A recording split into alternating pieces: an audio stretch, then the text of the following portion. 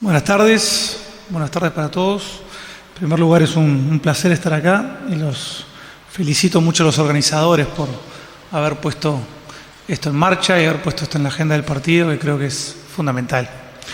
Cuando en su momento Nilo me invitó a participar de este evento, estaba hasta arriba de trabajo, le dije que sí, y luego a los pocos días con tiempo me puse a pensar, ¿será que Pascal alguna vez habló de seguridad?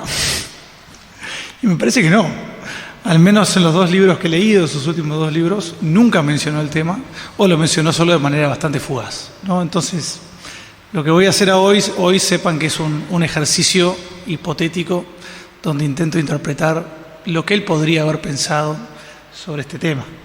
Pero capaz que me equivoco, capaz que a él le gustaría que estuviera Gustavo Subía acá y yo no tuviera nada que ver. Ojo, no lo sé.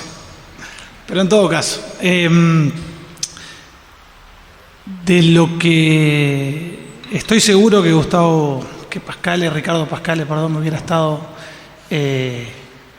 seguro, es que el país se debe una política de seguridad que tenga que estar basada justamente en conocimiento, en datos y en evidencia. Y lamentablemente Uruguay está lejos de tenerla. América Latina en general está lejos de tenerla.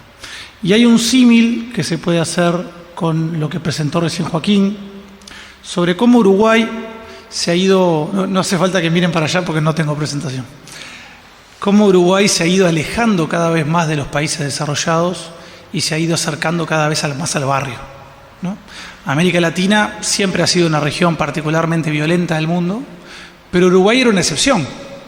Uruguay durante mucho tiempo, como ustedes saben, era una excepción, era uno de esos pocos países donde incluso en la capital uno podía dejar la puerta de la casa abierta y no pasaba nada, ¿no? Y éramos una excepción que hoy, por supuesto, ya no lo somos, ¿no? En ese sentido, los países desarrollados se despuntaron, hoy son más seguros que nunca, al menos en lo que hace al delito urbano común y corriente, y en cambio Uruguay se parece, o a veces parece que se acerca cada vez más a los demás países de América Latina, ¿no? Y esto no es poca cosa porque estamos en un momento particularmente difícil para América Latina. Como seguramente saben, casi todos los países de América Latina están avasallados por la corrupción, por el narcotráfico y por el crimen organizado. Prácticamente todos, ¿no? Es difícil encontrar algunos países donde eso no pasa. El nuestro es uno de ellos, evidentemente. Pero, sin embargo, da la impresión que Uruguay se está agarrando una especie de ramita y la marea nos está llevando mar adentro y Uruguay a veces parece que se acerca un poco más a la orilla, a veces parece que se va para atrás, pero claramente todos sentimos que estamos en riesgo, ¿no? Y hay muchos países de la región que ya se ahogaron y lamentablemente tampoco hay ninguna democracia en América Latina que haya logrado revertir el proceso.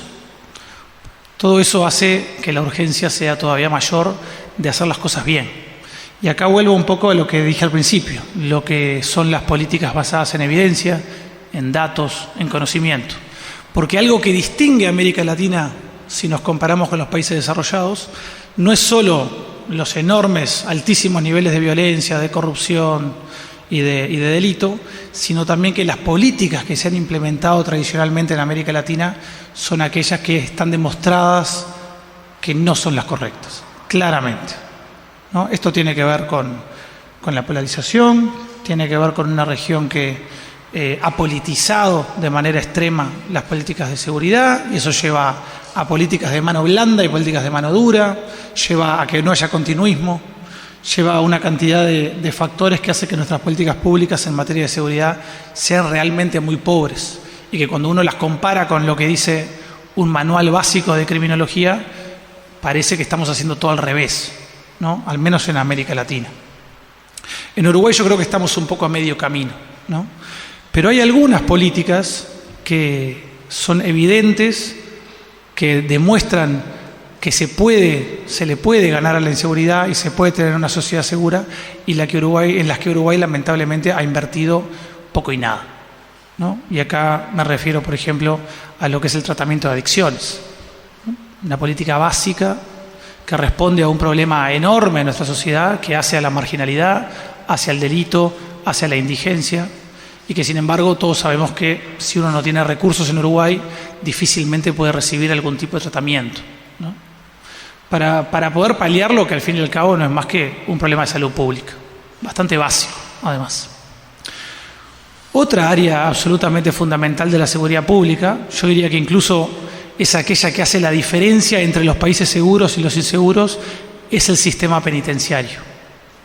Aquellos países que son seguros, aquellos países donde nos gusta ir de turismo, son países en los cuales desde hace muchas décadas que se invierte en rehabilitación. Son países donde la persona que está privada de su libertad se levanta temprano, desayuna y a partir de ahí básicamente aprende una habilidad laboral, trabaja dentro de la cárcel y cuando sale unos años más tarde, a gran medida tiene una tecnicatura. Se suma al mercado laboral y la gran mayoría de ellos no vuelve, ¿no? Un ejemplo que me parece que culturalmente está bastante cerca y que demuestra que es perfectamente posible cambiar esto es España. España tiene una reincidencia penitenciaria menor al 30%. Eso significa que 7 de cada 10 personas privadas de libertad, una vez que recobran su libertad, no vuelven a prisión, sino que logran reinsertarse, ¿no? En Uruguay esa cifra está en el 70%, es al revés. Es decir, hay solo 3 personas que nunca vuelven a prisión y generalmente son las personas mayores, las que ya la biología nos muestra que sus posibilidades de reincidir son bastante bajas, ¿no? Y esto no es casualidad, es porque lamentablemente hemos dejado que nuestro sistema penitenciario creciera de forma impresionante y no nos hemos ocupado de que tuviera herramientas como para cambiar esta realidad. Y quiero terminar hablando un poco de por qué me parece que pasa esto y tiene que ver justamente con la falta de evidencia, de conocimiento y de discusión informada, algo que claramente a Ricardo Pascale lo obsesionaba. Uruguay no tiene ninguna licenciatura, ningún grado, ningún posgrado en seguridad pública o en criminología. Si un uruguayo, cualquiera de ustedes, un hijo de ustedes, quiere estudiar estos temas para poder trabajar en paliar lo que es el principal problema de los uruguayos, tiene que irse al extranjero obligatoriamente. Tiene que ir a España, a Argentina, a Brasil, a Chile, al país que quiera. En Uruguay no existe oferta terciaria en la materia. Esto hace que sean muy pocos los civiles que estén formados en seguridad pública, que además es algo muchísimo más amplio que simplemente la formación policial, que forma a las personas para trabajar en el terreno en algo mucho más específico. En Uruguay se cuentan con los dedos de una mano las personas que han tenido la oportunidad justamente de salir, formarse y volver a Uruguay con estos conocimientos. Eso hace, creo yo, a que la discusión política sobre la materia sea mucho menos informada, ¿no? Es decir, el rol de los académicos como Ricardo en la discusión política es enmarcar esa discusión política. Es decir, siempre va a haber debate en una democracia y está bien que lo haya, siempre van a haber matices, siempre va a haber mucho sobre lo cual discutir. Pero el rol de los científicos, de la academia, del conocimiento, de la evidencia, de los datos, es enmarcar esa discusión y que sobre todo los extremos se caigan, ¿no? Que la discusión tenga esa discusión que se tiene que dar en una democracia tenga vasos comunicantes, ¿no? Que haya una cierta base sobre la cual todos estemos de acuerdo y eso permita también una política pública que continúe en el tiempo y que supere los tiempos de los gobiernos. Y eso en Uruguay, en América Latina, falta. En Uruguay falta todavía, ¿no? Por eso tenemos una discusión que está tan polarizada cuando no debería estarlo. Podríamos tener matices sobre un núcleo mucho más informado y mucho más básico. Entonces, nada, creo que hay mucho para mejorar, igual que dijo Joaquín. Creo que el país, por supuesto, que mejora, no quiero ser tan pesimista, siempre soy optimista por naturaleza, creo que las cosas han mejorado durante esta gestión y seguramente seguirán mejorando en las siguientes, pero esta es otra área donde realmente, seguramente Ricardo estaría de acuerdo en que hay demasiado por mejorar y estamos todavía demasiado lejos de los objetivos que tenemos y de los países que hacen las cosas bien.